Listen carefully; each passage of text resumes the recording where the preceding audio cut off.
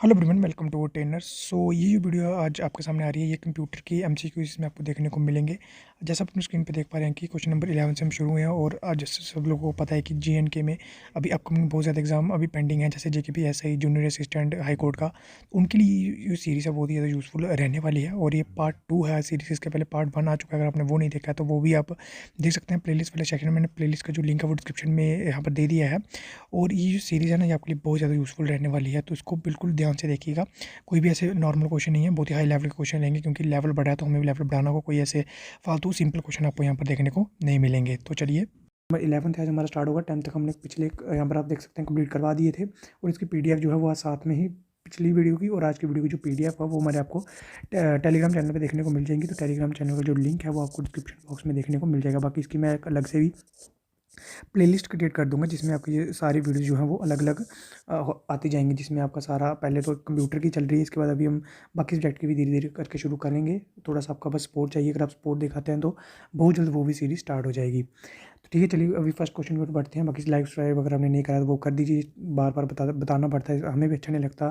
थोड़ा सा सपोर्ट दिखा दीजिए, करिए चैनल को सब्सक्राइब कर लीजिए और शेयर वगैरह कर दीजिए वीडियो को। A repair of for a non software bug, अगर आपको कोई रिपेयर करने के लिए कौन सा क्या यूज़ होता है, जो कि सॉफ्टवेयर में कोई बग आ जाता है, कोई खराबी आ जाती है, या कोई चलने में कुछ, कि अगर आपने देखा होगा सॉफ्टवेयर अच्छे से काम नहीं करता है कोई भी, तो उसको क्या बोलते हैं, उसको बग बोलते हैं। Usually available at no charge on the internet is called as, उसको क्या बोला जाता है, तो उसको हम क्या बोलते हैं, उसको पैच बोल देते हैं। पैच हमारा क्या काम आता है, बग जो हमारा आ जाता है, जो कोई खराबी आप बोल सकते हो आ जाती है सॉफ्टवेयर में, तो उसमें हमारा पैच काम आता है उसको ठीक करने में। तो पैच की कुछ और भी इंपॉर्टेंस होती हैं, जैसे क्या करता है, इन्हेंस करता है सिक्योरिटी को। सिक्योरिटी को अगर आपको इन्हेंस करने को पूछा जाती है, आपका पैच करता है। और क्या करता है, इंटरप्शन वगैरह अगर कोई आ जाती है, जैसे बग से कोई इंटरप्शन आ गई, तो वो उसको भी ठीक कर देगा।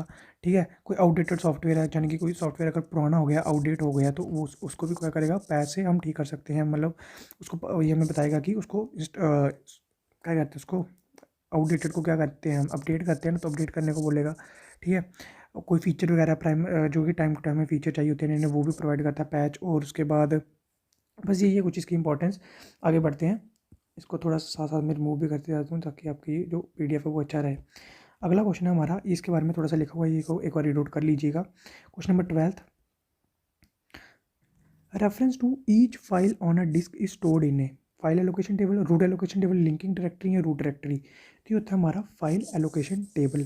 ठीक है, जो भी आपका कोई भी फाइल होती है आपकी डिस्क में, वो कहाँ स्टोर होती है, फाइल एलोकेशन टेबल में। ये क्या करता है हमारा, ये इंडेक्स प्रोवाइड करता है एक तरीके से। ठीक है, फाइल का इंडेक्स क्या होता है, इंडेक्स के सभी इंडेक्स से सभी समझ गए होंगे कि इंडेक्स में क्या होता है, सारी डिटेल होती है फाइल की। ठीक है, उसका टाइम वगैरह, फॉर्मेटिंग, जो भी मतलब होता है उसमें सारा बताया जाता है। उसके बाद अगर हम इसकी बात करें फाइल एलोकेशन टेबल की, तो ये कहाँ पर लोकेट होता है, ये होता है हमारा, ये भी क्वेश्चन पूछा जाता है कई बार, beginning of a disc, beginning लिखा है। ठीक है, ये बिगिनिंग ऑफ अ डिस्क, जिसको हम क्या बोलते हैं, उसको हम बोलते हैं, इसको हम एक और नाम से जानते हैं, बिगिनिंग ऑफ डिस्क को डिस्क सेक्टर 0। इसकी अगर लोकेशन पूछी जाए, ये कहाँ पर लोकेट होता है, ये होता है हमारा डिस्क सेक्टर 0 में। ठीक है, ये भी आपको याद रखना है। रूट डायरेक्टरी क्या होती है, रूट डायरेक्टरी में के बारे में आई थिंक सभी को थोड़ा बहुत पता होगा। रूट डायरेक्टरी हमारी टॉप लेवल क्या होती है, टॉप लेवल डायरेक्टरी होती है in a folder structure. Top level directory in a folder structure, आपसे पूछा जाए तो फोल्डर स्ट्रक्चर में कौन सी टॉप लेवल की होती है, तो वो होती है हमारी रूट डायरेक्टरी। ठीक है, अगले क्वेश्चन की ओर बढ़ते हैं। क्वेश्चन नंबर आगे आपका 3 रहने वाला है। क्वेश्चन नंबर 3 आपका, सॉरी 13, क्योंकि हमने कल 10 तक कर ली थी ना, 13 है। Only program only program remain active through only program active through even though we can open many program at a time. ये मैं कई बार पेन चीज़ कर रहा होता हूँ ना, तो मेरा ध्यान उधर चला जाता है। We can open programs at a time, तो कितने हम प्रोग्राम चाहे कितने भी एक्टिव हों, ठीक है, कितने भी हमने ओपन करने हो, लेकिन एक टाइम पे हम एक ही प्रोग्राम को चला सकते हैं। तो ऑप्शन नंबर 1 आपका बिल्कुल यहाँ पर सही रहने वाला है, इसमें कोई ज़्यादा सोचने की बात है। While multiple programs can run concurrently, एक टाइम पर, बट हम एक टाइम पे एक ही प्रोग्राम के साथ इंटरेक्ट कर सकते हैं, बाकी प्रोग्राम के साथ इंटरेक्ट नहीं कर सकते। अगला क्वेश्चन हमारे पास क्वेश्चन नंबर 14 यहाँ पर रहने वाला है। When the margins on both sides are straight and equal, there is dash in the document, तो उसको हम बोलते हैं, ऑप्शन नंबर 1 यहाँ पर बिल्कुल सही रहने वाला है। फुल जस्टिफिकेशन इसको बोला जाता है। फुल अलाइनमेंट इसको वो कब बोलते हैं, जब हमारा जो टेक्स्ट है हमारा एमएस वर्ड में, पहले तो पता नहीं चाहिए मार्जिन होते कहाँ पर हैं, ये आपके एमएस वर्ड में हमें देखने को मिलते हैं, जो कि आपको वर्ड का एमएस ऑफिस का एक एक एप्लीकेशन है, ठीक है। तो फुल जस्टिफिकेशन क्या होती है, जब हमारे इक्वल साइड पे यहाँ पर दोनों मार्जिन रहते हैं। फुल अलाइनमेंट होती है जब आपका जो है वो आपने जो टाइप करा था वो आपका पूरा सेंटर में रहता है। लेफ्ट जस्टिफिकेशन होती है तो लेफ्ट साइड वाली, और राइट जस्टिफिकेशन ये तो ईजी है, ये नाम से पता चल रहा है। तो इसका ऑप्शन नंबर यहाँ पर ए बिल्कुल सही रहने वाला है। Full justification aligns text evenly along both the left and right margin.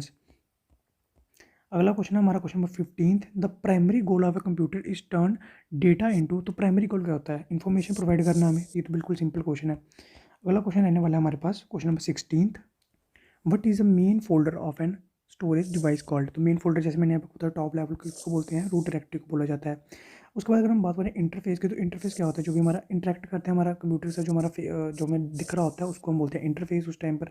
उसके बाद आ जाता है डिवाइस ड्राइवर। डिवाइस ड्राइवर क्या होता है, ये इंपॉर्टेंट डिवाइस ड्राइवर्स होते हैं जो कि हमारे एक सॉफ्टवेयर जिसको बोल सकते हैं, सॉफ्टवेयर हमारा जो कि जो भी हमारी पेरिफेरल डिवाइसेज जो हम कनेक्ट करते हैं बाहर से, पेरिफेरल डिवाइसेज को बोला जाता है, ठीक है। जो कि हमारा कम्युनिकेशन इनेबल करता है, सिंपली आप याद रख लीजिए, कम्युनिकेशन इनेबल करता है बिटवीन ऑपरेटिंग सिस्टम को ओएस लिख देता हूँ सीधा, ऑपरेटिंग सिस्टम और एप्लीकेशंस, हार्डवेयर और पेरिफेरल डिवाइसेस। मैंने आपको बोला कि सभी के साथ ये क्या कहता है, कम्युनिकेशन, सभी को एक साथ कम्युनिकेट करने में लिए क्या काम आते हैं हमारे डिवाइस ड्राइवर, ये जो कि क्या होते हैं, सॉफ्टवेयर होते हैं, ठीक है। ये भी पूछा जाता है डायरेक्ट कि ये सॉफ्टवेयर होता है कि हार्डवेयर होता है। डिवाइस ड्राइवर आपके जो है वो सॉफ्टवेयर होते हैं।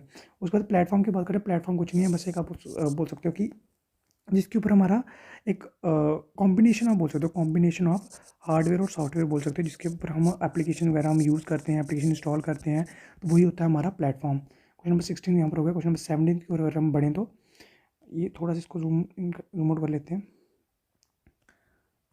क्वेश्चन नंबर 17 आप देखिए, if you receive an email from someone you don't know what should you do. तो ये आपके लिए क्वेश्चन रख रहा हूँ मैं, इजी क्वेश्चन मानता हूँ इसको, तो इसको अच्छे से रीड आउट करिए। आप क्या करेंगे जब आपके पास कोई अननोन ईमेल आएगा अननोन पर्सन से, तो उस टाइम आप क्या करोगे। तो उस टाइम क्या करोगे, इन 4 ऑप्शन में से जो भी आपको लग रहा है तो वो आप बता दीजिए कमेंट में। इसको सभी को, इस क्वेश्चन का, क्वेश्चन नंबर 17 का सभी को कमेंट करना है कि आप क्या करोगे। तो ये आपके लिए क्वेश्चन रख रहा हूँ मैं। अगला क्वेश्चन को बढ़ते हैं, क्वेश्चन नंबर 18th।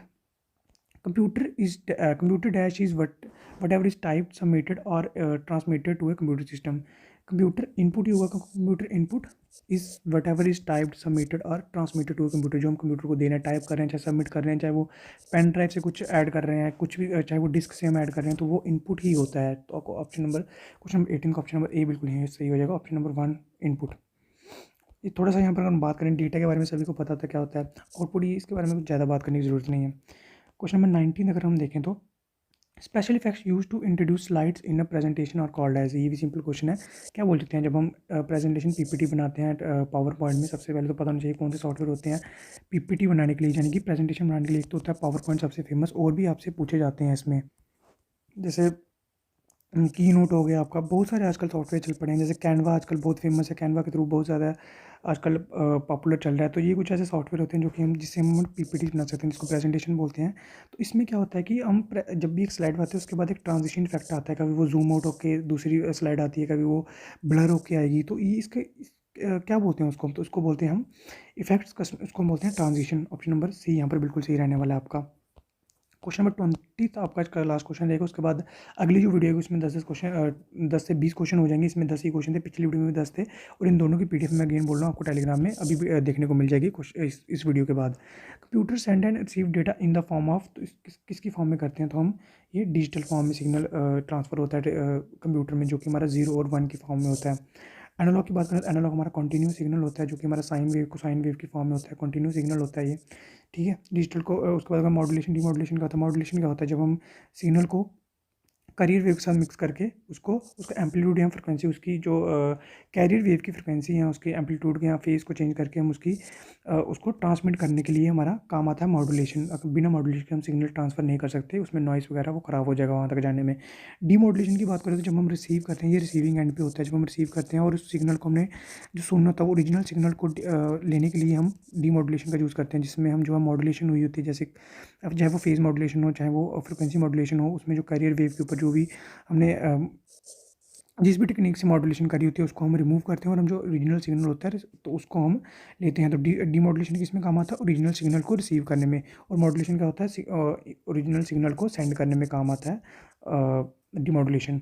तो आज के इतने क्वेश्चन थे। तो अगर आपको ये वीडियो अच्छी लगी हो थोड़ी बहुत भी तो वीडियो को लाइक कर देना, अपने दोस्तों से शेयर कर देना। अगर आप चाहते हैं ऐसी मैं सीरीज़ कंटिन्यू रखूँ तो कमेंट कर दीजिए और लाइक वगैरह शेयर जो भी है वो सब कुछ कर दीजिए यार, बार बार क्या ही बोलना है इसके बारे में। तो चलिए मिलता हूँ आपसे सीनी वीडियो में, तब तक के लिए bye bye and take care.